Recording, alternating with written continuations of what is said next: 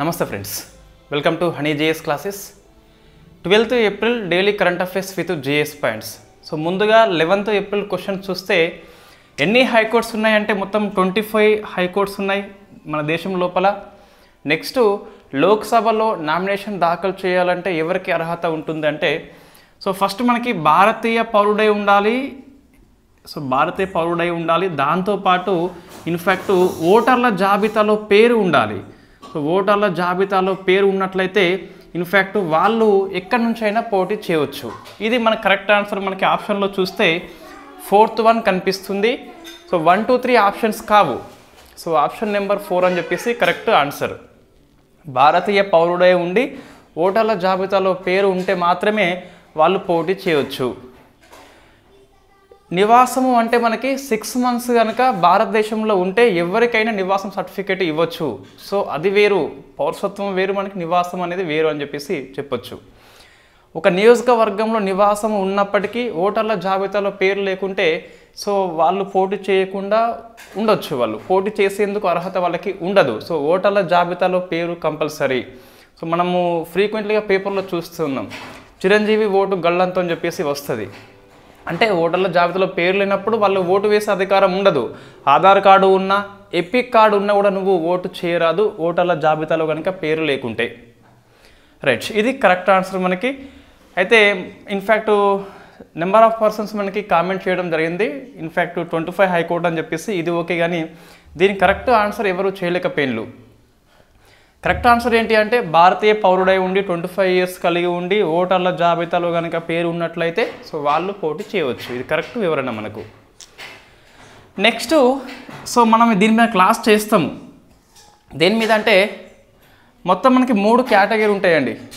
ఒకటేమో రాజ్యాంగంలో మెన్షన్ చేశారు బట్ నాట్ డిఫైన్డ్, నిర్వచనము లేదు, ఇటువంటి కేటగిరీ ఒకటి ఉంటుంది.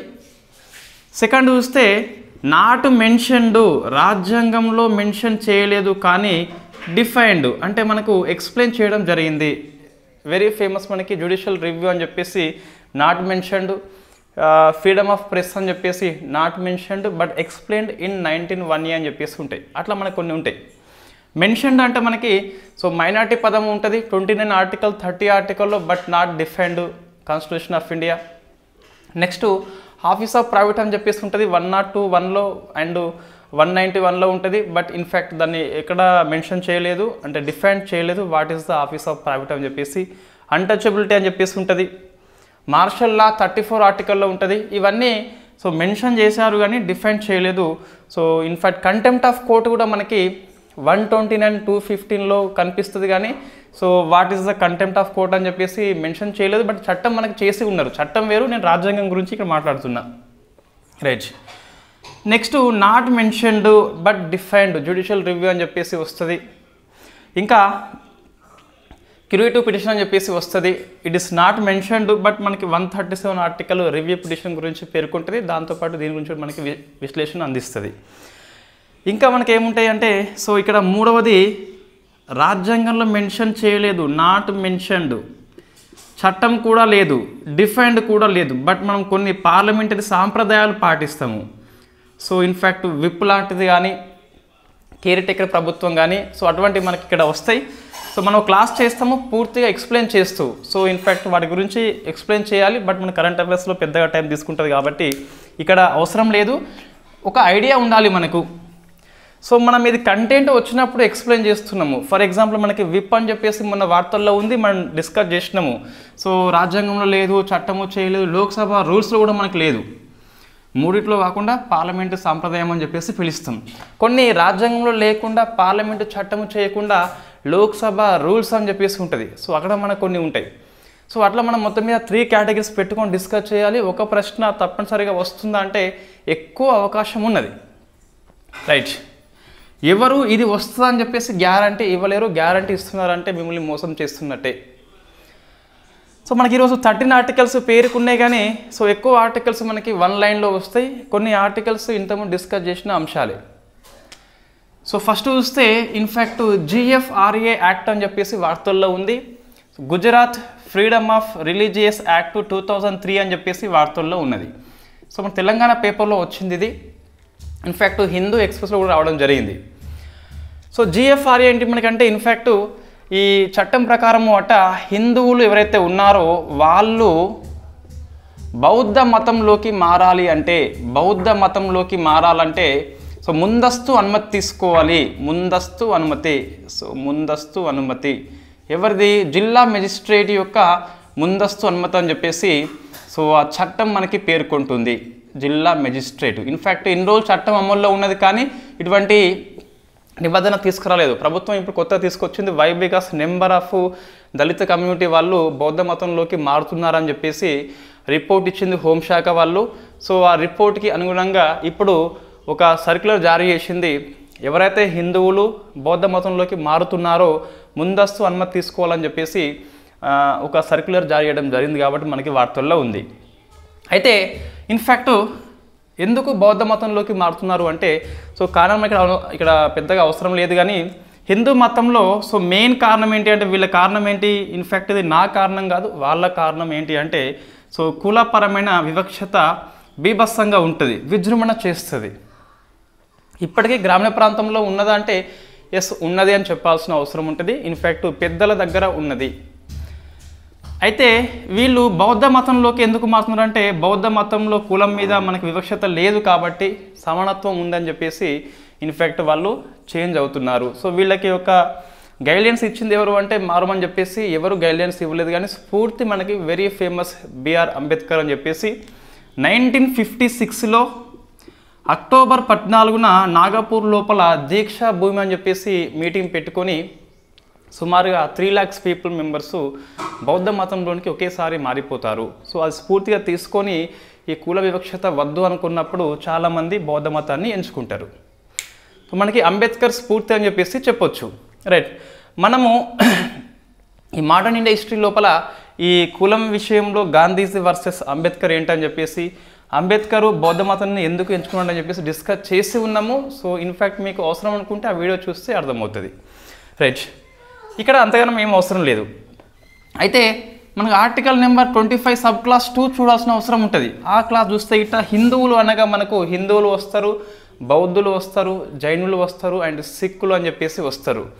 సో వస్తారు కాబట్టి బౌద్ధ మతంలోకి మారాలంటే అనుమతి అవసరం లేదని చెప్పేసి మరొక వాదన మనకు కనిపిస్తుంది. ఏమంటున్నా? ఆర్టికల్ నెంబర్ 25 సబ్ క్లాస్ 2 ప్రకారము హిందువులు అనగా ఎవరు అంటే హిందువులు వస్తారు, బౌద్ధులు వస్తారు కాబట్టి బౌద్ధ మతంలోకి మారాలంటే అనుమతి ఎందుకు అని చెప్పేసి మరొక వాదన మనకు కనిపిస్తుంది, రైట్. ఇస్లాంలోకి క్రిస్టియన్లోకి మారాలంటే అనుమతి అవసరం కానీ ఇక్కడ బౌద్ధ మతం కూడా హిందూ మతంలో అంతర్భాగం కాబట్టి అవసరం లేదు అని చెప్పేసి కొంతమంది వినిపిస్తున్నారు, రైట్. నెక్స్ట్ ఇండియా జీడిపిని సో వెరీ ఫేమస్ ఆర్థిక సంస్థ అంచనా వేసింది కాబట్టి గుర్తుపెట్టుకోవాలి. ఏడిబి అనే సంస్థ ఫైనాన్షియల్ ఇయర్ 2025కి 24 నుంచి 25 గాను సో 7%గా అంచనా వేసింది. ఇది ఇటీవల మనం డిస్కస్ చేసి ఉన్నాము. ఆర్బీఐ యొక్క మానిటరీ పాలసీ సమీక్ష లోపల కూడా సో ఈ ఫైనాన్షియల్ ఇయర్ 25కి ఆర్బీఐ వచ్చేసి 7% చెప్పింది కాబట్టి సో ఆర్బీఐ యొక్క అంచనాకి అనుగుణంగా ఉందని చెప్పేసి గుర్తుపెట్టుకోవాలి. Next year so financial year 2026 చూస్తే 7.2గా అంచనా వేసింది. ఎందుకు పెరుగుతుంది అంటే సో ద్రవ్యోల్బణం అనేది కంట్రోల్లో వస్తుందట. సో ఒక వ్యాఖ్య చేసి ఉన్నది. ఫైనాన్షియల్ ఇయర్ 2025లో మనకి 4.5 అని చెప్పేసి అంచనా వేసింది ఏడిబి. ఆర్బీఐ చూస్తే మనకి 5.4 అని చెప్పేసి అంచనా వేసింది. సో మొత్తం మీద ఇన్ఫ్లేషన్ తగ్గుముఖం పడుతుంది కాబట్టి సో ఆర్బీఐ యొక్క మానిటరీ పాలసీ అనేది గ్రోత్కి అనుగుణంగా ఉండొచ్చు కాబట్టి 7 నుంచి 7.2కి పెరగచ్చు అని చెప్పేసి అంచనా వేయడం జరిగింది. ఏమంటుంది మనకు ఆ కీవర్డ్స్ మనం పట్టుకోవాలి. ఆ కీవర్డ్స్ ఎగ్జామ్లో వస్తాయి. ద్రవ్యోల్బణం తగ్గుముఖము. సో ద్రవ్యోల్బణము అనేది తగ్గుముఖం పడుతుంది కాబట్టి ఆర్బీఐ యొక్క మానిటరీ పాలసీ అనేది సో గ్రోత్ని పెంచే విధంగా ఉండొచ్చు అని చెప్పేసి అంచనా వేస్తుంది. మన నెంబర్ ఆఫ్ ఆర్టికల్స్ మనం ఇక్కడ కవర్ చేసుకోవచ్చు జిఎస్ పాయింట్ ఆఫ్ వ్యూలో. సో టైం ఎక్కువ తీసుకోవద్దు అనుకున్నప్పుడు మనకు ఇన్ఫ్యాక్ట్ ఇన్ఫ్లేషన్ మనకి ఆర్బీఐ యొక్క మానిటరీ పాలసీ లక్ష్యం ఏంటి అంటే 2 ఉంటాయి. ద్రవ్యోల్బణం కంట్రోల్ పెట్టాలి, గ్రోత్కి అనుకూలంగా ఉండాలి. సో మెయిన్ లక్ష్యం ఏంటి అంటే ఇన్ఫ్లేషన్ కంట్రోల్లో పెట్టాలి. కంట్రోల్కి వస్తుందట, తగ్గుముఖం పడుతుంది. కాబట్టి మానిటరీ పాలసీ అనేది గ్రోత్ వైపు వెళ్ళొచ్చు. అంటే ఏం చేస్తుంది అంటే మన ద్రవ్యోల్బణం తక్కువ ఉంది కాబట్టి ఎస్ ఇబ్బంది లేదనుకున్నప్పుడు రెపో రేట్ని ఏం చేస్తుంది, తగ్గిస్తుంది. సో మీరు సింపుల్ గుర్తుపెట్టుకోవాలి, ఎప్పుడు బ్యాంక్ దగ్గర డబ్బులు ఎక్కువ ఉంటే మనుషులకు లోన్ ఎక్కువ ఇస్తుంది. లోన్ ఎక్కువ ఇస్తే మనం ఇన్వెస్ట్మెంట్ చేస్తే అక్కడ వస్తువు ఉత్పత్తి జరుగుతుంది కాబట్టి సో జనరల్గా మనకు ఇన్ఫ్యాక్ట్ ఎంప్లాయ్మెంట్ జరుగుతుంది కాబట్టి జనరేషన్ అనేది పని జరుగుతుంది, ఎంప్లాయ్మెంట్ జరుగుతుంది కాబట్టి సాలరీ వస్తుంది కాబట్టి డబ్బులు ఎక్కువ ఉంటే మనం వస్తువులు కొనుక్కుంటాం కాబట్టి సో ధరలన్నీ పెరిగిపోతాయి. ఇన్ఫ్యాక్ట్ ఇక్కడ చూస్తే ఏమంటున్నా, సో ఇది తక్కువ ఉంటుంది కాబట్టి సో రెపో రేట్ని ఏం చేస్తుంది, తగ్గిస్తుంది. ఇన్ఫ్లేషన్ కంట్రోల్ చేయాల్సిన అవసరం లేదు కాబట్టి రెపో రేట్ని తగ్గిస్తుంది. రెపో అంటే ఏంది, ఇక్కడ ఎస్బీఐ అనేది ఆర్బీఐ దగ్గర అప్పు చేస్తుంది కదా, వడ్డీ చెల్లిస్తుంది. ఈ వడ్డీ తగ్గింపు ఉన్నప్పుడు మనకు కూడా తక్కువ రేటుకే లోన్స్ ఇస్తుంది. తక్కువ రేటుకి లోన్స్ వస్తుందంటే మనం ఇంకా ఎగబడిపోతాం, లోన్స్ తీసుకున్నప్పుడు పెట్టుబడి పెడతాం కాబట్టి సో ఒక వస్తు ఉత్పత్తి జరుగుతుంది అండ్ ఎంప్లాయ్మెంట్ జనరేషన్ అవుతుంది. సో అప్పుడు మనము ఇన్ఫ్యాక్ట్ జీడిపి అంటే మనకు సో వస్తువు అండ్ సేవలు ఉంటాయి కాబట్టి సో జనరల్గా ఈ రెపో రేట్ తగ్గినప్పుడు లోన్స్ ఎక్కువ తీసుకున్నప్పుడు ఇన్వెస్ట్మెంట్ చేస్తున్నాం కాబట్టి వస్తు సేవలు పెరుగుతాయి కాబట్టి జీడిపి అనేది పెరిగిపోతుంది. సో అది మనకు అర్థం వస్తుంది. ద్రవ్యోల్బణం కంట్రోల్లో ఉంటే సో దేశం చాలా మంచిది. ఎందుకోసం అంటే రెపో రేట్ని తగ్గిస్తుంది కాబట్టి సో వాళ్ళు ఎక్కువ డబ్బులు అయితే మనకు లోన్స్ ఇస్తారు అండ్ తక్కువ లోన్స్కి ఇస్తారు కాబట్టి ఎక్కువ ఇన్వెస్ట్మెంట్ మనం చేస్తాం. పెట్టుబడులు పెడితే గిట్ట సో జీడిపి ఆటోమేటిక్గా మనకు పెరిగిపోతుందని చెప్పేసి చెప్పొచ్చు. రైట్, నెక్స్ట్ లక్షద్వీప్ మనకి వార్తల్లో వచ్చింది. ఒక ప్రైవేట్ బ్యాంకు హెచ్డిఎఫ్సి అని చెప్పేసి సో తొలిసారిగా ఈ లక్షద్వీప్లో ఉన్న కవరత్తి లోపల బ్రాంచ్ని ఓపెన్ చేసింది కాబట్టి వార్తల్లో వచ్చింది. సో వెరీ ఫేమస్ అండి, వెరీ ఫస్ట్ టైం కాబట్టి లక్షద్వీపులో ఒక బ్యాంకు యొక్క బ్రాంచ్ వెరీ ఫస్ట్ టైం కాబట్టి గుర్తుపెట్టుకోవాలి. సో హెచ్డిఎఫ్సి అని చెప్పేసి వెరీ ఫేమస్ ఆర్టికల్, అంటే ఆ ప్రైవేట్ బ్యాంక్ యొక్క ఫస్ట్ అని చెప్పేసి పిలుస్తాం. నెక్స్ట్ ఒక 2 మనకు నియామకాలు జరిగినాయి. So financial service institution bureau మనం డిస్కస్ చేసి ఉన్నాం, నెంబర్ ఆఫ్ టైమ్స్ డిస్కస్ చేసి ఉన్నాము. ఇది యూపీఎస్సీ 2022 ప్రిలిమ్స్ క్వశ్చన్ కూడా వచ్చింది. ఏంటి ఇది, మనకు అంతకుముందు ఇన్ఫ్యాక్ట్ ఈ బ్యాంకు కానీ గవర్నమెంట్ బ్యాంక్స్ కానీ లేదా బీమా సంస్థలు కానీ ఇన్సూరెన్స్ కానీ లేదా ఫైనాన్షియల్ ఇన్స్టిట్యూషన్ అని చెప్పేసి పిలుస్తాం. ఆర్థిక సంస్థలు అంటే ఏమొస్తాయి అంటే మనకు నాబార్డ్ అని చెప్పేసి వస్తుంది, నేషనల్ హౌసింగ్ బ్యాంక్ అని చెప్పేసి వస్తుంది, సిడ్బీ అని చెప్పేసి వస్తుంది కదా. సో అటువంటి వాటిని మనము ఫైనాన్షియల్ అంటే ఆర్థిక సంస్థలు అని చెప్పేసి పిలుస్తాం. రైట్, ఇటువంటి వాటి యొక్క చీఫ్ని నియామకం చేయాలంటే బ్యాంకు బ్యూరో బోర్డు అని చెప్పేసి సిఫార్సు చేసేది. అయితే ఇన్ఫ్యాక్ట్ ఈ బ్యాంకు బోర్డు బ్యూరో యొక్క దీన్ని రిప్లేస్మెంట్ చేస్తూ వచ్చిందే ఫైనాన్షియల్ సర్వీస్ ఇన్స్టిట్యూషన్ బ్యూరో అని చెప్పేసి వచ్చింది. మనం డిస్కస్ చేసి ఉన్నాము. భాను ప్రతాప్ అని చెప్పేసి ప్రజెంట్ ఎఫ్ఎస్ఐబి యొక్క చైర్పర్సన్గా పనిచేస్తున్నాడు. మనం అపాయింట్మెంట్ విషయంలో డిస్కస్ చేసి ఉన్నాం లాస్ట్ ఇయర్ కరెంట్ అఫేర్స్ లోపల. ఇది ఏం చేస్తుందంటే ఈ బ్యాంకులకు, ఇన్సూరెన్స్కి, ఫైనాన్షియల్ ఇన్స్టిట్యూషన్స్కి చీఫ్ల యొక్క పేర్లు సిఫార్సు చేస్తుంది. ఆర్ఆర్బి చేయదు. మనకి ప్రశ్న వస్తుంది, సో ప్రభుత్వ రంగ బ్యాంకుల, బీమా సంస్థల యొక్క చీఫ్లని సిఫార్సు చేసే సంస్థ అని చెప్పేసి ఫస్ట్ ఆప్షన్లో మనకి ఆర్బీఐ అని చెప్పేసి ఉంటుంది, సెకండ్ ఆప్షన్లో ఫైనాన్స్ మినిస్ట్రీ అని చెప్పేసి ఉంటుంది. సో ఆన్సర్ ఏంటి, మనకు ఆర్బీఐ కాదు, ఫైనాన్స్ మినిస్ట్రీ కాదు, ఎఫ్ఎస్ఐబి అని చెప్పేసి సిఫార్సు చేస్తుంది. ఫైనాన్షియల్ సర్వీస్ ఇన్స్టిట్యూషన్ బ్యూరో అని చెప్పేసి పిలుస్తాం. రైట్, ఇప్పుడు ఒక 2 ఆర్థిక సంస్థలకి, సో బ్యాంకు కాదు, ఇన్సూరెన్స్ కాదు, ఆర్థిక సంస్థలకి చీఫ్లని సిఫార్సు చేయడం జరిగింది. సో ఫస్ట్ చూస్తే మనకు సిడ్బీ, మనోజ్ మిట్టల్, పేరు గుర్తుపెట్టుకోవాలి, Manoj Mittal. Next national house banking ఏమో మనకు సంజయ్ శుక్లా అని చెప్పేసి ఉన్నాడు. ఈ 2 పేర్లు గుర్తుపెట్టుకోవాలి. జనరల్గా మనకి నియామకాల్లో దీన్ని ఎక్స్ప్లెయిన్ చేయవచ్చు కానీ సో నియామకాల్లో మనకి పేజ్ ఎక్కువ అవుతుంది అని చెప్పేసి ఎకనామీలో ఎంత అయినా ఇబ్బంది లేదు కాబట్టి ఎకనామీ కిందకి తీసుకోవడం జరిగింది. సో ఇది ఎకనామీ కిందకి వస్తుంది అండ్ అపాయింట్మెంట్ కిందకి వస్తుంది. రైట్, అయితే మీరు ఎప్పుడైనా నోట్స్ రాసేటప్పుడు ఇది ఒక బెస్ట్ ఎగ్జాంపుల్. ఒక నియామకం అనేది మనకు ఈ పాలిటీ లేదా ఎకనమీ లేదా జాగ్రఫీ ఇట్లా రానప్పుడు మాత్రమే నియామకాలు రాసుకోవాలి. ఎక్కడో ఒక దగ్గర సబ్జెక్ట్లో వస్తుంది అనుకున్నప్పుడు సబ్జెక్ట్లోనే మనం కంపల్సరీ రాసుకుంటే జేఎస్ పాయింట్స్ కవర్ అవుతాయి. సో మనం సిడ్బీ చూస్తే గిట small industrial development bank of India అని చెప్పేసి పిలుస్తాం. 1990 యాక్ట్ ద్వారా ఏర్పడింది కాబట్టి చట్టబద్ధ సంస్థ. ఇది MSME micro small medium enterprises వాళ్ళకి రీఫైనాన్స్ చేస్తుంది అండ్ ఇన్ఫ్యాక్ట్ పర్యవేక్షణ చేస్తుంది. ఇక్కడ మనం బాగా గుర్తుపెట్టుకోవాలి. సిడ్బి అనేది చూస్తే ఈ ఎంఎస్ఎంఈకి నేరుగా ఫైనాన్స్ ఇవ్వదని చెప్పేసి చూసుకోవాలి, రీఫైనాన్స్ మాత్రమే చేస్తుంది. రైట్, ఇది హెడ్ క్వార్టర్ వచ్చేసి మనకు లక్నోలో ఉంది. సో ఇటువంటి ప్రశ్న వస్తుంది అండి, మనం ఎక్కువ ఢిల్లీ అని చెప్పేసి ముంబై అని చెప్పేసి అనుకుంటాం, బట్ లక్నో అని చెప్పేసి ఉన్నది. నెక్స్ట్ నేషనల్ హౌసింగ్ బ్యాంక్ అని చెప్పేసి మనకు ఇదేమో 1987 చట్టం ద్వారా 1988లో మనకు ఏర్పాటు కావడం జరిగింది.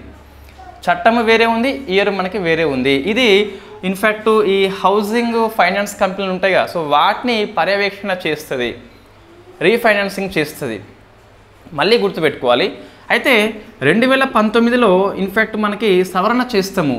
ఈ హౌసింగ్ బ్యాంక్స్ ఏవైతే ఉన్నాయో, హౌసింగ్ ఫైనాన్స్ కంపెనీలు ఏవైతే ఉన్నాయో వాటి యొక్క నియంత్రణ అనేది ఎన్హెచ్బి కాకుండా ఆర్బీఐ కిందికి మనం తీసుకొచ్చినాము. వెరీ ఫేమస్ క్వశ్చన్ అండి. నెంబర్ ఆఫ్ టైమ్స్ మనకి యూపీఎస్సీలో క్వశ్చన్స్ అడిగారు. సో మన కరెంట్ అఫైర్స్ దృష్ట్యా కూడా ఇది వెరీ ఫేమస్సే. జిఎస్ మనకు కొన్ని కరెంట్ అఫైర్స్ అంశాలు జిఎస్గా మారిపోతాయి. 2019 మనకి ఇన్ఫ్యాక్ట్ అక్టోబర్ మాసం ఎప్పుడో కానీ ఇన్ఫ్యాక్ట్ ఆ శీతాకాలం మీటింగ్ లోపల నవంబర్ కావచ్చు మొత్తం మీద. సో దీన్ని ఏమైంది అంటే ఈ నేషనల్ హౌసింగ్ బ్యాంక్ కాకుండా ఈ హౌసింగ్ ఫైనాన్స్ కంపెనీల యొక్క నియంత్రణ రెగ్యులేట్ అనేది ఆర్బీఐకి ట్రాన్స్ఫర్ చేయడం జరిగింది చట్ట సవరణ చేసి. కాబట్టి ఇది వెరీ ఫేమస్ జిఎస్ క్వశ్చన్ అనేది అయిపోతుంది. ఇప్పటికీ పర్యవేక్షణ చేసేది మనకు ఎన్హెచ్బి అయినప్పటికీ రెగ్యులేట్ మనకి సో లైసెన్స్ లాంటి అట్లా చూస్తే గిట్ట ఇన్ఫ్యాక్ట్ ఆర్బీఐకి బదిలీ చేయడం జరిగింది. ఇది 2 నియామకాలు వెరీ వెరీ ఫేమస్. నెక్స్ట్ మనకి ఇది ఏది ఈ 3 India GDP, Lakshadweep, SIDBI, NHB అనేది ఎకనామిక్ కిందికి వస్తాయి. జిఎఫ్ఆర్ఏ అనేది పాలిటీ కిందికి వస్తుంది. నెక్స్ట్ సైన్స్ అండ్ టెక్నాలజీలో మనకి ఈరోజు 3 అంశాలు వార్తల్లో ఉన్నాయి. ఇన్ఫ్యాక్ట్ 3 కూడా very very important. So first చూస్తే మనం డిస్కస్ చేసినాం ఆల్రెడీ ఇంతకుముందు ఒకసారి. అంగారా A5 అని చెప్పేసి 3-4 days back Angara A5 rocket అని చెప్పేసి మనకి వార్తల్లో ఉంది. సో ఇన్ఫ్యాక్ట్ ఇది ఎప్పుడో మనకు ఏప్రిల్ 9 ఆ ప్రాంతంలో ప్రయాణం చేయాల్సి ఉండే, బట్ మనకి వాయిదా వేయడం జరిగింది. సో నిన్న సక్సెస్ఫుల్గా లాంచ్ చేయడం జరిగింది. కాబట్టి ఎవరు రష్యా లాంచ్ చేసింది. ఇది రష్యా యొక్క హెవీ రాకెట్ అని చెప్పేసి పిలుస్తున్నాము. అంటే రష్యా దేశం యొక్క సో అతి శక్తివంతమైన రాకెట్ అని చెప్పేసి పిలుస్తున్నాం. ఇది 3 స్టేజెస్ కలిగి ఉంటుంది, 3 దశలు అని చెప్పేసి గుర్తుపెట్టుకోవాలి. అయితే క్వశ్చన్ డెప్త్గా వచ్చినప్పుడు మనకి హిందూ పేపర్లో ఏమి వచ్చిందో అది వస్తుంది, ఈనాడులో ఏమి వచ్చిందో అది వస్తుంది, పిఐబిలో ఏమి వచ్చిందో అది వస్తుంది. కాబట్టి సో యాజ్ పర్ హిందూ ప్రకారం చూస్తే మనకు ఈ అంగారా A5 అనేది ప్రోటాన్ M అని చెప్పేసి ఉన్నది. ఇది ఇంతకుముందు హెవీ రాకెట్, దీని ప్లేస్లో రీప్లేస్మెంట్ చేస్తూ వచ్చింది అంగారా A5 అని చెప్పేసి ఉంది. కాబట్టి ఇది మనం గుర్తుపెట్టుకోవాలి. సో క్వశ్చన్లో ఇది అంగారా A5 అని చెప్పేసి కనిపించింది అంటే ప్రోటాన్ M అని చెప్పేసి మనకి ఆన్సర్లో కనిపిస్తుంది. లేదా రష్యా హెవీ రాకెట్ అని చెప్పేసి ఇచ్చినట్లయితే అంగారా A5 అని చెప్పేసి మనకి ఆప్షన్లో కనిపిస్తుంది. మనం చదివే క్రమంలో క్వశ్చన్ మనమే రేజ్ చేసుకోవాలి, ఎట్లా రావచ్చు అని చెప్పేసి ఊహించుకుంటే కొద్దిగా అనాలిసిస్ జరిగి ఎక్కువ మనకి గుర్తుంటుంది. రైట్, నెక్స్ట్ చూస్తే కొన్నిసార్లు ఇది వార్తల్లో ఉన్నప్పుడు నేరుగా ఇది రాకుండా సో మన దేశం యొక్క హెవీ రాకెట్ అడగవచ్చు, లేదా వరల్డ్ మొత్తంలో హెవీ రాకెట్ అడగవచ్చు. అన్ని కంట్రీస్ హెవీ రాకెట్ మనకు అవసరం లేదు, బట్ చూస్తే గిట్ట ఫస్ట్ వరల్డ్ మొత్తంలో చూస్తే ఇప్పటికీ పనిచేస్తున్న హెవీ రాకెట్ అనేది ఏంటంటే స్పేస్ లాంచ్ సిస్టమ్ అని చెప్పేసి. ఇది మనం ఆర్టిమిస్ 1లో భాగంగా దీన్ని పంపుకున్నాం, నాసా పంపిస్తుంది. అయితే ఈ ఫాల్కన్ 9 అని చెప్పేసి స్పేస్ ఎక్స్ యొక్క heavy rocket as and today. ఈ స్పేస్ ఎక్స్ అనేది స్టార్ షిప్ అని చెప్పేసి మరొక శక్తివంతమైన రాకెట్ని పంపిస్తుంది. అది 3 సార్లు ఫెయిల్ అయింది. ఇఫ్ ఒకవేళ సక్సెస్ అయినట్లయితే ఫ్యూచర్లో ఈ స్పేస్ లాంచ్ సిస్టమ్ కంటే స్టార్ షిప్ అనేది ఎక్కువ హెవీ అని చెప్పేసి చెప్పొచ్చు. మరి భారతదేశం చూస్తే గిట్ట ప్రజెంట్ నిర్మాణంలో ఉన్నది నెక్స్ట్ జనరేషన్ లాంచ్ వెహికల్ అని చెప్పేసి పిలుస్తున్నాం. ఇది నిర్మాణంలో మాత్రమే ఉన్నది. ఇది హెవీ రాకెట్ ప్రజెంట్ పనిచేస్తున్న చూస్తే గిట్ట మనకు GSLV MK3 అని చెప్పేసి, లేదా ఫేమస్ నోన్ యాజ్ LVM3 అని చెప్పేసి పిలుస్తాం. ఇది ప్రజెంట్ పనిచేస్తున్న హెవీ రాకెట్ ఇస్రో అని చెప్పేసి ఉన్నది. ఈ అంగారా రాకెట్ ఉంది కదా మనకు ఇదే రావచ్చు. ఇది 20 టన్స్ కంటే ఎక్కువ పెలువుని బయటకు తీసుకుపోతుందట. సో మనం 4 టన్స్ వరకు అవకాశం ఉన్నది. 4 టన్స్ కంటే ఎక్కువ ఉన్నట్లయితే మనము ఈ ఫ్రెంచ్ గయానా నుంచి పంపుకుంటాము. రాకెట్ పేరు చూస్తే ఏరియన్ 5 అని చెప్పేసి పిలుస్తాం. మనం 4000 కిలోల కంటే ఎక్కువ పేలోడ్ బరువు ఉన్నట్లయితే సో మనం నుంచి పంపము. మన భూభాగంకి అటు టెక్నాలజీ లేదు కాబట్టి ఇస్రోకి సో ఫ్రెంచ్ గయానా ఏరియన్ 5 అని చెప్పేసి యూరోపియన్ స్పేస్ ఏజెన్సీ యొక్క సహాయం మనం తీసుకుంటాము. రైట్, అయిపోయింది. సో ఇక్కడ ఏం లేదు, అంగారా A5 అనేది ప్రోటాన్ ఎంని రిప్లేస్మెంట్ చేస్తూ రష్యా ప్రయోగించిన హెవీ రాకెట్ అని చెప్పేసి పిలుస్తున్నాం. నెక్స్ట్ గుజ్జు కోస్ట్ అని చెప్పేసి వార్తల్లో ఉంది. సో ఇది మనకు ఇన్ఫ్యాక్ట్ హిందూ ఆర్టికలే. So Gujarat company on science and technology అని చెప్పేసి పిలుస్తున్నాము. ఇది ఇస్రో యొక్క స్టార్ట్ ప్రోగ్రామ్కి నోడల్ ఏజెన్సీగా పనిచేస్తుంది. సో స్టార్ట్ ప్రోగ్రామ్ ఏంటి అంటే ఈ అండర్ గ్రాడ్యుయేట్ వాళ్ళకి, పీజీ వాళ్ళకి ఈ స్పేస్ లోపల అవేర్నెస్ ట్రైనింగ్ ఇస్తుంది ఇస్రో యొక్క ప్రోగ్రామ్ అని చెప్పేసి మనం డిస్కస్ చేసి ఉన్నాము. దానికి ఏం అప్డేట్ చేసుకోవాలి అంటే నోడల్ ఏజెన్సీగా గుజ్ కోస్ట్ అనే కంపెనీ పనిచేస్తుంది. Gujarat company on science and technology అని చెప్పేసి పిలుస్తాం. నెక్స్ట్ నాసా యొక్క వెరీ ఫేమస్ మిషన్ వార్తల్లో ఉంది, అపేప్ అని చెప్పేసి పిలుస్తున్నాము. సో అపేప్ మిషన్ ఇది ఎందుకు ఫేమస్ అయింది అంటే ఇన్ఫ్యాక్ట్ దీనికి నాయకత్వం వహించేది ఒక ఇండియన్. సో ఇండియన్ పేరు మనకి ఆరోహు బర్జత్య అని చెప్పేసి ఉన్నాడు. సో బర్జత్య మనకు ఈనాడు పేపర్లో చూస్తే బర్జత్య అని చెప్పేసి ఇవ్వడం జరిగింది, తప్పు. అది BARJATYA కాబట్టి ఆరోహు బార్జత్య అని చెప్పేసి ఒక ఇంజనీరింగ్ ఫిజిక్స్ ప్రొఫెసరు నాసా లోపల పనిచేస్తున్నాడు. పర్టికులర్ చెప్పాలి అంటే ఫ్లోరిడా రాష్ట్రంలోని ఎంబ్రీ రీడిల్ లోపల పనిచేస్తున్నాడు. సో ఎంబ్రీ రీడిల్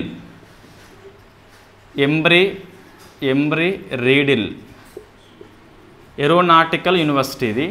సో దీంట్లో పనిచేస్తున్నాడు కాబట్టి ఇది గుర్తుపెట్టుకోవాలి. ఇది కూడా ఎందుకు మన ఇండియన్ వ్యక్తి కాబట్టి కొద్ది వరకు వెరీ ఫేమస్ కాబట్టి. సో ఫేమస్ అనుకున్నప్పుడు ఎగ్జామ్లో వస్తుంది అనుకున్నప్పుడు పేపర్లో ఏమి వచ్చిందో మొత్తం రాసుకోవాలి. అపేప్ మిషన్ యొక్క నాయకత్వము ఇండియా ఆరిజిన్ వ్యక్తి ఆరోహు బర్జత్య అని చెప్పేసి పిలుస్తున్నాం. ఈయన ప్రజెంట్ ఎక్కడ పనిచేస్తున్నా అంటే మనకి ఫ్లోరిడా రాష్ట్రంలో ఉన్నది. సో అమెరికానే అది.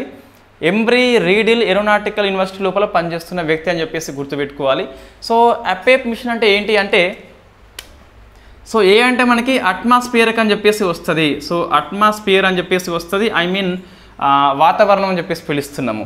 సో ఇక్కడ ఈపీ అంటే మనకు సో ఎక్లిప్స్ అని చెప్పేసి పిలుస్తున్నాం. సో ఎక్లిప్స్ పాత్ అంటే సో సౌర గ్రహణం మనకు మొన్న వచ్చింది కదా, సో అప్పుడు దీన్ని ఎక్లిప్స్ అని చెప్పేసి పిలుస్తున్నాం, గ్రహణ మార్గం అని చెప్పేసి పిలుస్తున్నాం. ఇక పి అంటే మన స్పెల్లింగ్ ఏముంది అంటే పర్టర్బేషన్స్ అని చెప్పేసి పిలుస్తాం. సో పర్టర్బేషన్స్ అంటే అర్థం మనకి కలవరింపు అని చెప్పేసి వస్తుంది, అల్లకల్లోలం అని చెప్పేసి వస్తుంది. అంటే ఈ గ్రహణం సమయంలో వాతావరణం యొక్క స్పందన ఎలా ఉంటుందని చెప్పేసి ఈ అపేప్ మిషన్ చూస్తుంది. సూర్యగ్రహణం టైంలో ఇక్కడ మనకు ఎక్లిప్స్ అనేది మూన్ సోలార్ అని చెప్పేసి లేదు, కానీ ఈ ప్రయోగం మొత్తం మనకి సూర్యగ్రహణం వచ్చినప్పుడు వాతావరణంలో ఉన్న ఎగువ పొర అయిన ఐనోస్పియర్లో వాతావరణం ఎలా ఉంటుందని చెప్పేసి ఆ సూర్యగ్రహణం సమయంలో ఎలా స్పందిస్తుందని చెప్పేసి ఈ అపేప్ మిషన్ అధ్యయనం చేస్తుంది. దీనికోసం అని చెప్పేసి 3 సౌండింగ్ రాకెట్ని ప్రయోగిస్తున్నారు. సో 3 సౌండింగ్ రాకెట్స్ మనకి. సౌండింగ్ రాకెట్ అంటే మనకు సో ఆర్బిటల్లో ఉండదు, సబ్ ఆర్బిటల్లో ఉంటుంది, భూమి చుట్టూ తిరగదు ఇది. సో ఓన్లీ ఎత్తుకు వెళ్తుంది. సో ఇన్ఫ్యాక్ట్ ఇది గ్రహణం కంటే ముందు 45 మినిట్స్ ముందు ఎలా ఉంటుందని చెప్పేసి అధ్యయనం చేస్తుంది ఈ ఐనోస్పియర్ని. గ్రహణం సమయంలో ఎలా ఉంటుందని చెప్పేసి అధ్యయనం చేస్తుంది, గ్రహణం అనంతరము నెక్స్ట్ 45 మినిట్స్ ఎలా ఉంటుందని చెప్పేసి అధ్యయనం చేస్తుంది. కాబట్టి 3 సౌండింగ్ రాకెట్ని అపేప్ మిషన్లో భాగంగా నాసా పంపిస్తుంది వర్జీనియా రాష్ట్రం నుంచి అని చెప్పేసి చూసుకోవాలి. ఎక్కడి నుంచి పంపిస్తుంది? వర్జీనియా అని చెప్పేసి చూసుకోవాలి. రైట్, ఇక్కడ మనకు కొన్ని ఒక సంస్థ పేరు ఉన్నది, ఏమున్నది? ఇన్ఫ్యాక్ట్ నాసా పేరు ఉన్నది, వ్యక్తి పేరు ఉన్నది, ఆరోహు అని చెప్పేసి పిలుస్తున్నాం. ఈ వ్యక్తి ఎక్కడ ప్రొఫెసర్ అంటే మనకు ఎంబ్రీ రీడిల్ అని చెప్పేసి ఆ విద్యాలయం పేరు గుర్తుపెట్టుకోవాలి. అపేప్లో మనకు ఏ అంటే అట్మాస్ఫియర్ అని చెప్పేసి పిలుస్తున్నాము, పి అంటే పర్టర్బేషన్ అంటే మనకి కలవరింపు అని చెప్పేసి అర్థం వస్తుంది. సో ఎక్లిప్స్ పాత్ అని చెప్పేసి పిలుస్తాం. సూర్యగ్రహణం సమయంలో భూమి యొక్క ఎగువ పొర అయిన మనకు వాతావరణం యొక్క ఎగువ పొర అయిన ఈ అయోనోస్ఫియర్ యొక్క స్పందన ఎలా ఉంటుందని చెప్పేసి ఇది పరిశీలన చేస్తుంది. మొత్తం 3 సౌండింగ్ రాకెట్స్ పంపిస్తున్నారు. 45 మినిట్స్ ముందు, గ్రహణం టైంలో 45 మినిట్స్ అనంతరం అని చెప్పేసి అది చూస్తుంది. రైట్. ఇన్ఫ్యాక్ట్ మనకి ఈ సూర్యగ్రహణము అయిపోయినప్పుడు వచ్చినప్పుడు మనకు కాంతి తగ్గుతుంది కదా, ఆ తగ్గినప్పుడు ఎలా ఉంటుందని చెప్పేసి అధ్యయనం చేస్తుంది అప్పేప్ మిషన్ అని చెప్పేసి మనకి ఇది ఈనాడు పేపర్లో వచ్చింది. బట్ హిందూలో మనకు చాలా ఎక్కువ ఇవ్వడం జరిగింది. నెక్స్ట్ ఇక చిన్న ఇవన్నీ. సో ఉక్రెయిన్ శాంతి సమ్మిట్. ఇన్ఫ్యాక్ట్ ఏపీపీఎస్ గ్రూప్ 2 వాళ్ళు ఇక స్కిప్ చేయవచ్చు, ఇవన్నీ స్పోర్ట్స్ కిందకి వస్తాయి, కొన్ని ర్యాంకింగ్ కిందకి వస్తాయి. సో ఉక్రెయిన్ శాంతి సమ్మిట్ అని చెప్పేసి వార్తల్లో ఉంది. జూన్లో జరుగుతుంది. స్విట్జర్లాండ్ హోస్ట్ చేస్తుంది. సో మనకి ఉక్రెయిన్ రష్యా అనేది ఎప్పటి నుంచో వార్తల్లో ఉంటుంది కాబట్టి సంధి కోసం అని చెప్పేసి వేరే కంట్రీ ప్రయత్నం చేస్తున్నప్పుడు ఏ కంట్రీ ఆధ్వర్యంలో అని చెప్పేసి ప్రశ్న వస్తుంది కాబట్టి ఉక్రెయిన్ శాంతి కోసం అని చెప్పేసి స్విట్జర్లాండ్ సమ్మిట్ని హోస్ట్ చేస్తుంది జూన్ మాసం లోపల. జూన్లో పరీక్షలు జరిగినప్పటికీ ప్రశ్న వస్తుంది, ఏప్రిల్లో మనకి ఇది నిర్ణయం అయింది కాబట్టి. నెక్స్ట్ హరీంద్ర సింగ్ అని చెప్పేసి వార్తల్లో ఉన్నాడు. హాకీ ఉమెన్ ఇండియా కోసం అని చెప్పేసి కోచ్గా నియామకం పొందిండు. సో హాకీ ఇండియా యొక్క కోచ్గా ఎవరికి ఉమెన్ టీం అని చెప్పేసి. సో ఇతను ఇంతకుముందు మనకు ద్రోణాచార్య అవార్డు గ్రహీత అని చెప్పేసి పిలుస్తాం. నెక్స్ట్ లిండీ కామెరన్ ఒక మహిళా వార్తల్లో ఉంది. భారతదేశంలో బ్రిటిష్ దేశం యొక్క హై కమిషనర్గా ఎన్నికైంది కాబట్టి ఫస్ట్ మహిళ కాబట్టి మనం గుర్తుపెట్టుకోవాలి. లిండీ కామెరన్ ఆమె మహిళ మొత్తం మీద భారతదేశంలో బ్రిటిష్ యొక్క హై కమిషనర్గా నియామకం పొందింది కాబట్టి వెరీ ఫేమస్.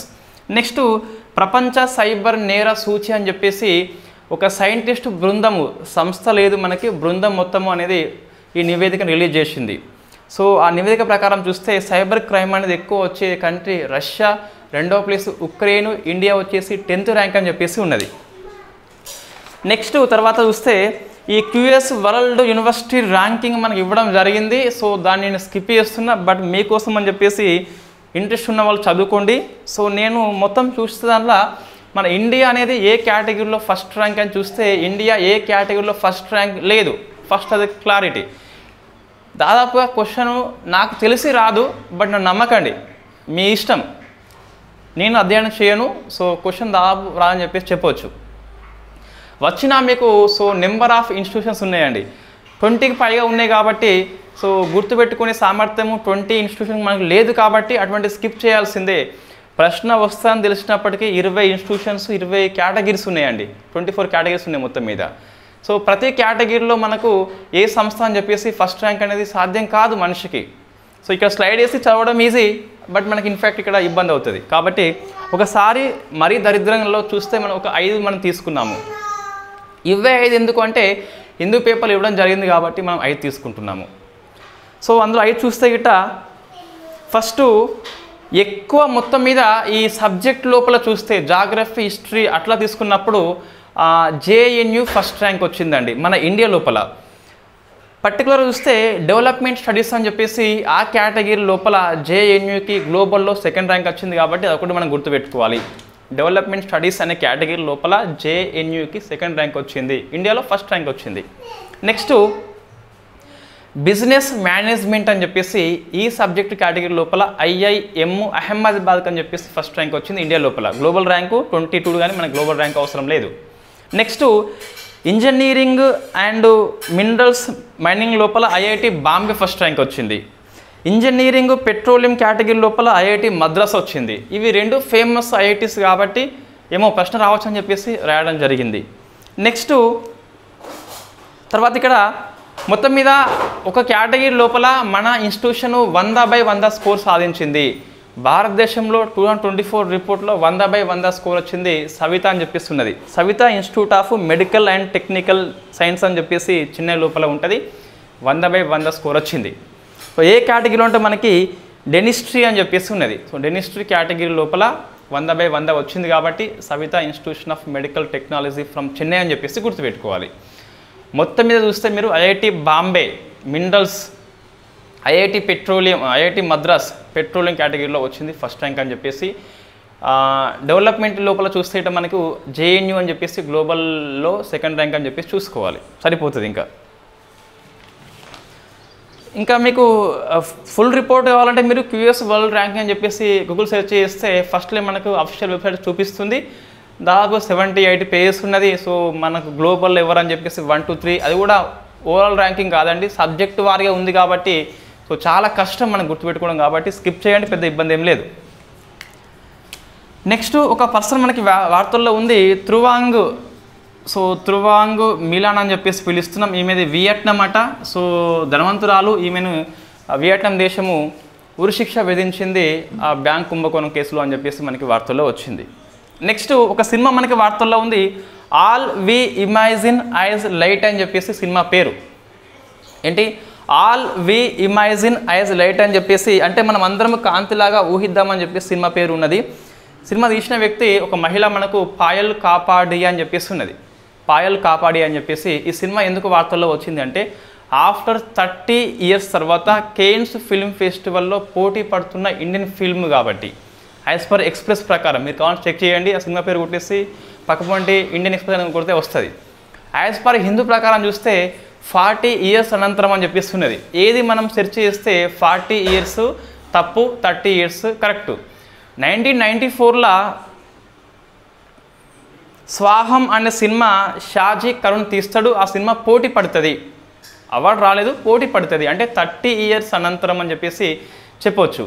1994లో స్వాహం అనే సినిమా వచ్చింది కాబట్టి ఈ all we imagine as light అని చెప్పేసి సినిమా ఉంది కదా, అది 30 ఇయర్స్ అనంతరము కేన్స్ ఫిల్మ్ ఫెస్టివల్లో పోటీ పడుతున్న సినిమా అని చెప్పేసి గుర్తుపెట్టుకోవాలి. మరి హిందూ తప్పు వచ్చిందంటే మేబీ 40 ఇయర్స్ అనేది రాంగ్ అండి. నెక్స్ట్ తెలంగాణ చూస్తే గిట్ట ఈ రామ్ చరణ్కి గౌరవ డాక్టరేట్ని మనకు చెన్నైలో ఉన్న వేల్స్ వాళ్ళు ఇస్తున్నారు కాబట్టి చెప్పలేం, క్వశ్చన్ వస్తే రావచ్చు. సో గౌరవ డాక్టరేట్ చెన్నైలో ఉన్నటువంటి వేల్స్ వాళ్ళు ఇస్తున్నారు. సో యూనివర్సిటీ పేరేంటి మనకి వేల్స్ అని చెప్పేసి పిలుస్తున్నాం. రామ్ చరణ్కి ఇస్తున్నారు. రామ్ చరణ్తో పాటు మనకు table tennis player very famous Sharath Kamal అని చెప్పేసి అతనికి ఇస్తున్నారు. దాంతోపాటు వీర ముత్తువేల్ చంద్రయాన్ 3 యొక్క ప్రాజెక్ట్ డైరెక్టర్గా పనిచేసిన వీర ముత్తువేల్ కూడా ఇస్తున్నారు. ఈ ప్రశ్న వస్తా అంటే చెప్పలేం, మనము గుర్తుపెట్టుకోవాలి. సో ఇది మీరు ఆన్సర్ చేయండి. శరత్ కమల్ పారిస్ ఒలింపిక్స్ సంబంధించి ఏం లింక్ ఉందని చెప్పేసి మీరు ఆన్సర్ చేయండి. ఏమంటున్నా, ఈ శరత్ కమల్కి పారిస్ ఒలింపిక్స్కి లింక్ ఏంటని చెప్పేసి మీరు ఆన్సర్ చేయండి. ఇంకోటి ఈ డ్రై స్పెల్స్ అని చెప్పేసి మనకి ఈ వర్షానికి మధ్య గ్యాప్ ఉంటుంది కదా. సో లాస్ట్ మాన్సూన్ సీజన్ లోపల డ్రై స్పెల్స్ ఎక్కువ నమోదైన డిస్టిక్ పేరు చూస్తే మనకి సూర్యాపేట అండి. సో 37 సార్లు డ్రై స్పెల్స్ నమోదైందట మనకు. సో ఇది ప్రశ్న వస్తుందా అంటే చెప్పలేము, మనకు గవర్నమెంట్కి అఫీషియల్ రిపోర్ట్ కాబట్టి రావచ్చు. డ్రై స్పెల్స్ మీన్స్ మనకి ఒక వర్షానికి మరో వర్షం అంతా గ్యాప్ అని చెప్పేసి పిలుస్తున్నాం. సో మనకి సూర్యాపేట అని చెప్పేసి 37 ఉన్నది. Second rank goes to Rangareddy అని చెప్పేసి ఉన్నది. సో అది ప్రశ్న వస్తే మనకి రావచ్చు, అంతే అండి. ఇది మనకి ఈరోజు ఇంపార్టెంట్. తెలంగాణ పెద్దగా అవసరం లేదు, ఇవాళ దాంట్లో కరెంట్ అఫైర్స్లో ఏం రావు. కానీ సో ఇందులో చూస్తే మనకి ఎగ్జామ్ దృష్ట్యా ఏమి అవసరం అంటే, ఫస్ట్ ఇందులో ఏమీ అవసరం లేదని చెప్పేసి చూస్తే ఈ సైబర్ క్రైమ్ తీసిపడేయండి, పెద్దగా అవసరం లేదు. ఒకసారి చదవండి, రివిజన్లో మళ్ళీ అవసరం లేదు. క్యూఎస్ వరల్డ్ ర్యాంకింగ్ అవసరం లేదు. ఆ త్రువాంగ్ మిలాన్ అవసరం లేదు. All we imagine as light అని చెప్పేసి అవసరం లేదు. మిగతా ఏవైతే ఉన్నాయో ఇవన్నీ ఏంటి, ఫస్ట్ న్యూస్ కిందకే వస్తాయి, లేదా వార్తల్లో ఉన్న అంశాలని చెప్పేసి వస్తాయి. సో ఫస్ట్ ఏంటి, మనకి GFRA యాక్ట్ అనేది ఎందుకు వార్తల్లో వచ్చింది అంటే, హిందూ మతం నుంచి బౌద్ధ మతంలోకి మారాలి అంటే జిల్లా మెజిస్ట్రేట్ యొక్క ముందస్తు అనుమతి అవసరం అని చెప్పేసి చెప్పింది కాబట్టి మనకి వార్తల్లో ఉంది. 25 సబ్ క్లాస్ 2 అని చెప్పేసి మళ్ళీ గుర్తుపెట్టుకోవాలి. హిందువులు అనగా బౌద్ధులు, జైన, సిక్కు ప్లస్ హిందూ అని చెప్పేసి వస్తుంది. ఇండియా జీడిపి ADB అనేది 7%గా అంచనా వేసింది కాబట్టి RBI రెండు సేమ్ కాబట్టి మనకి ఇబ్బంది అయితే ఏమీ లేదు. నెక్స్ట్ లక్షద్వీప్ ఎందుకు వార్తల్లో వచ్చింది అంటే, HDFC ఒక ప్రైవేట్ బ్యాంకు ఫస్ట్ బ్రాంచ్ అని చెప్పేసి కవరత్తి లోపల ఓపెన్ చేస్తుంది. సిడ్బీ అండ్ NHB యొక్క MDలు మనోజ్ మిట్టాల్, సంజయ్ శుక్లా అని చెప్పిస్తున్నారు, వాళ్ళు గుర్తుపెట్టుకోవాలి. అంగారా A5 వచ్చేసి రష్యా ప్రయోగించింది, ఇది హెవీ ర్యాకెట్ అని చెప్పేసి పిలుస్తాము. సో అపేప్ మిషన్ ఎందుకు వార్తల్లో వచ్చింది అంటే, సో ఇండియన్ నాయకత్వం వహిస్తున్నాడు కాబట్టి ఆరోహి బర్తే అని చెప్పేసి పిలుస్తాం కాబట్టి కంపల్సరీ గుర్తుపెట్టుకోవాలి. సో 3 సౌండింగ్ రాకెట్ని పంపింది. ఇన్ఫ్యాక్ట్ ఈ సూర్యగ్రహణం సమయంలో ఈ అయోనోస్పియర్ యొక్క స్పందన ఎలా ఉంటుందని చెప్పేసి అధ్యయనం చేస్తుంది. నెక్స్ట్ గుజ్కోస్ట్రో అంటే స్టార్ట్ ప్రోగ్రామ్ యొక్క నోడల్ ఏజెన్సీగా ఇస్రో దాన్ని నియామకం చేయడం జరిగింది. ఉక్రెయిన్ యొక్క పీస్ సమ్మిట్ వచ్చేసి స్విట్జర్లాండ్ హోస్ట్ చేస్తుంది ఇన్ఫ్యాక్ట్ జూన్ లోపల. So Harindra Singh India women hockey coach అని చెప్పేసి పిలుస్తాం. లిండీ క్యామరన్ వెరీ ఫేమస్ మహిళ, భారతదేశంలో బ్రిటిష్ హై కమిషనర్గా వెరీ ఫస్ట్ ఉమెన్ వచ్చింది కాబట్టి ప్రశ్న వస్తే రావచ్చు. సో ఇది మనకి ఈరోజు ఆర్టికల్స్ వార్తల్లో ఉన్నాయి. ఇంకా ఒక 4 ఆర్టికల్స్ ఉన్నాయి కానీ మనకి వాటికి విశ్లేషణ కొద్దిగా ఎక్కువ అవసరం అని చెప్పేసి దాన్ని రేపటి స్కిప్ చేస్తున్నాం టైం లేని కారణంగా. రైట్, దాన్ని స్కిప్ చేస్తున్నాము, ఇన్ఫ్యాక్ట్ పోస్ట్పోన్ చేస్తున్నాము, స్కిప్ చేయట్లేదు. ఇవాళ క్వశ్చన్ ఏంటి అంటే ఈ శరత్ కమల్కి ప్లస్ దాంతోపాటు ఈ పారిస్ ఒలింపిక్స్కి లింక్ ఏంటి. సో దాంతోపాటు ఇంకా ఏంటి అంటే ఒకటి క్వశ్చన్ పెద్ద చేద్దాం. ఏం క్వశ్చన్ అంటే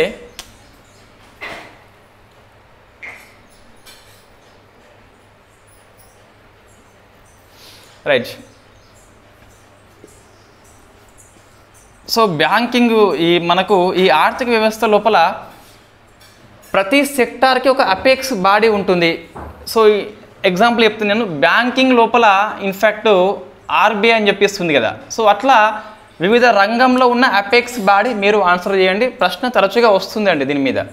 ఏమంటున్నా అంటే సో ఇక్కడ వివిధ ఆర్థిక కేటగిరీ లోపల వస్తాయి, బ్యాంకింగ్ కానీ, ఇన్సూరెన్స్ కానీ, హౌస్ బ్యాంకింగ్ కానీ. సో అట్లా మనకు కొన్ని ఉంటాయి. ఇందులో అపెక్స్ బ్యాంక్ అని చెప్పేసి వేటిని పిలుస్తాం, లేదా రెగ్యులేట్ అని చెప్పేసి వేటిని పిలుస్తాం. సో ఏది రెగ్యులేట్ చేస్తుంది, ఏది అపెక్స్ బ్యాంక్ అని చెప్పేసి అది మీరు ఆన్సర్ చేసే ప్రయత్నం చేయండి. సో ఉత్తమమైన ఆన్సర్ని ఇక్కడ నేను కామెంట్ రూపంలో ఎవరైతే చేస్తున్నారో వాళ్ళ పేరుతో పాటు ఇక్కడ ఆన్సర్ని రాస్తాను.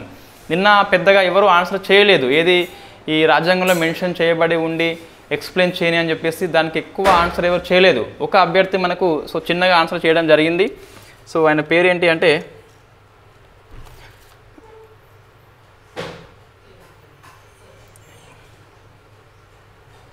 షణ్మీర్ అని చెప్పేసి ఉన్నాడు, బట్ పెద్దగా అంటే ఇంకొంచెం చేయాలి. సో ఎస్, డిప్యూటీ స్పీకర్ వివరణ రాజ్యాంగంలో ఉన్నది. Okay, thank you very much.